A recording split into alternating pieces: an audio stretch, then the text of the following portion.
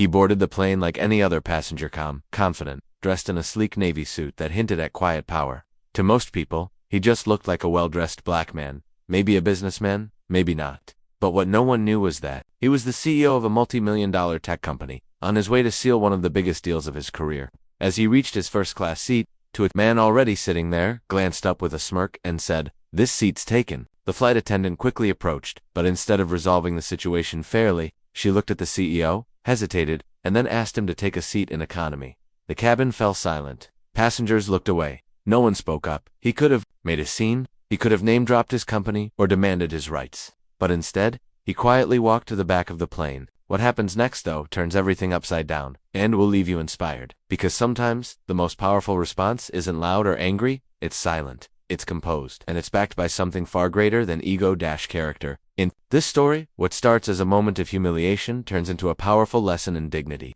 leadership, and how true success doesn't always wear a badge. You won't believe what he does next door, who ends up regretting their assumptions. Stay with us to find out how one stolen seat became a seat of power that no one saw coming. As he settled into the cramped middle seat in economy, knees brushing, the back of the chair in front of him, the man beside him offered a quiet nod, sensing something wasn't right. But the CEO said nothing. He pulled out his tablet, opened a pitch deck filled with strategy and numbers, and quietly began reviewing his notes. Across the cabin, the man who had taken his seat laughed loudly with a drink in hand, chatting with the flight attendant like they were old friends. It was clear the guy thought he had won something. What the CEO didn't say, though, was that he had earned that first-class ticket not just with money, but with years of late nights, rejection, building his company from a single laptop in a one-bedroom apartment. He didn't demand recognition, because he never built his company for fame, but it still stung, not just because of the seat, but because it was a reminder that some people still look at skin before they see success.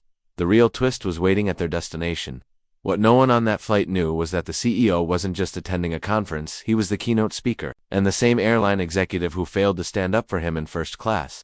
She'd be in the front row, watching, listening, remembering. But before that moment of truth, something unexpected happens. Mid-flights, something that changes how everyone sees him, and reveals the kind of power that can't be ignored. As the plane cruised at 35,000 feet, turbulence shook the cabin lightly, but the real discomfort sat heavy in the silence between rows. In the back, the CEO kept his focus, scrolling through financials and speaking softly into his AirPods, practicing his keynote under his breath. Just a few rows ahead, the same man who took his seat was bragging loudly to the woman next to him about his private equity work, tossing around big titles and half-truths. She seemed impressed until she noticed his story shifting each time he spoke. A young flight attendant passing by slowed her steps near row 22, eyeing the CEO's screen. Her brows lifted slightly when she caught the logo of his company. She recognized that her brother had just applied there. Curious, she leaned in during beverage service and whispered, "You're Mr. Daniels, aren't you?" He smiled politely, nodded, and asked her to keep it low. She did, but her eyes lingered,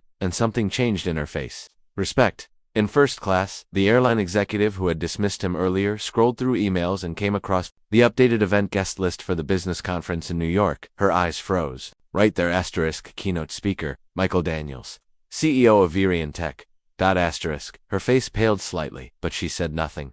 Meanwhile, in economy, another passenger, a teenage boy, seated beside Mr. Daniels, leaned over. "I saw what they did. It wasn't right," he said. Michael looked at him, smiled, and replied, "Sometimes, people's actions say more about them than they realize." But just as the boy was about to say more, the pilot's voice came over the intercom. Something had gone wrong, and suddenly, all eyes turned not to the man in first class but to the one who had been overlooked. The pilot's voice cracked through the speakers, calm but urgent. "Ladies and gentlemen, we're experiencing a technical issue. Please, remain seated and follow all crew instructions."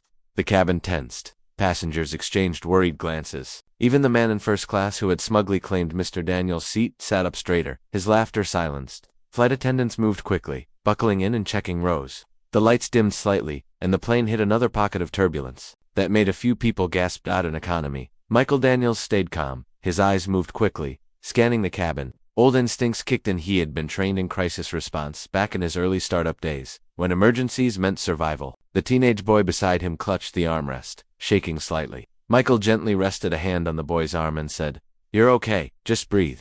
Suddenly, one of the flight attendants from the front stumbled down the aisle, clearly shaken. "Is anyone here trained in emergency protocols or medical response?" she asked, looking around. No one moved. A few passengers looked away. That's when the young flight attendant who had recognized Michael spoke up. "He can help," she said, pointing directly at him. The room turned. Michael stood slowly, Calm, grounded. No first-class badge, no special treatment, just presence. As he made his way forward, heads turned to follow him. The same people who ignored him before now watched with silent hope. Even the executive in first class stared, stunned, as the man she dismissed became the calm at the center of the storm. And then came a second announcement, one that would shift everything on this flight and change how people saw him forever. The second announcement came with a jolt of tension that rippled through the cabin. We've lost communication with ground control temporarily. Our navigation systems are being manually adjusted. We're rerouting for emergency landing. Please stay calm. But calm was hard to find now. The plane tilted slightly, and passengers clutched seats and each other. Fear was written across faces that minutes earlier wore only boredom or judgment. Michael reached the front, steady as ever, and quickly conferred with the crew. He asked sharp, clear questions, not the kind a casual flyer would know. The lead attendant looked at him, puzzled. "You've done this before?" she asked. Michael nodded once. "In a different life, I used to help with aviation safety systems before switching to tech." And that's when the second twist revealed itself. The man who had taken Michael's seat stood up, now visibly shaken. He called out, "Wait, I know who he is." The cabin turned again. "That's Michael Daniels. He's the guy whose software tracks real-time flight data across commercial fleets.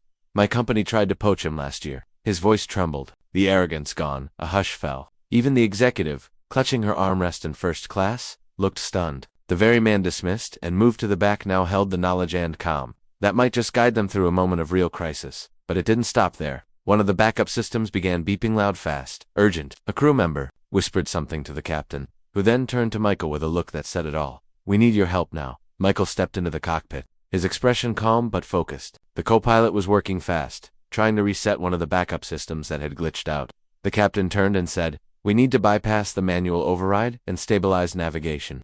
Can your software help us locate the safest descent path?" Without hesitating, Michael pulled up the emergency module from his tablet, a tool built by his own company, Virion Tech, specifically for scenarios like this. In under a minute, he linked the device to the aircraft's system, using a secure channel meant only for emergency overrides. The system began recalibrating. Altitude, speed, trajectory all lined up in real time. Back in the cabin, passengers held their breath. Some had tears in their eyes.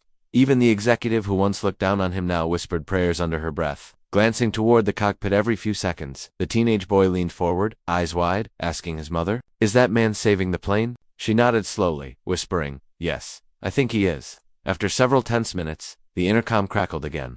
"This is your captain speaking. We've regained navigation stability and are preparing for emergency landing. We owe special thanks to a passenger on board, Mr. Michael Daniels, CEO of Virion Technologies." Cheers erupted. People clapped. Some cried. The man who took his seat couldn't even look him in the eye. When Michael returned to the cabin, but the final twist came after landing, as everyone disembarked. A camera crew and media team stood waiting. The executive turned to Michael, stunned. "I forgot you weren't just the keynote speaker," she said slowly. "You're the one being honored tonight." For innovation in aviation safety, Michael smiled humbly as the cameras flashed. Not for the fame, but because this moment meant something deeper. The same airline executive who once dismissed him now stood beside him, offering a sincere apology and a quiet thank you. "I judged too quickly," she said. "You didn't just save this flight, you reminded me what leadership really looks like."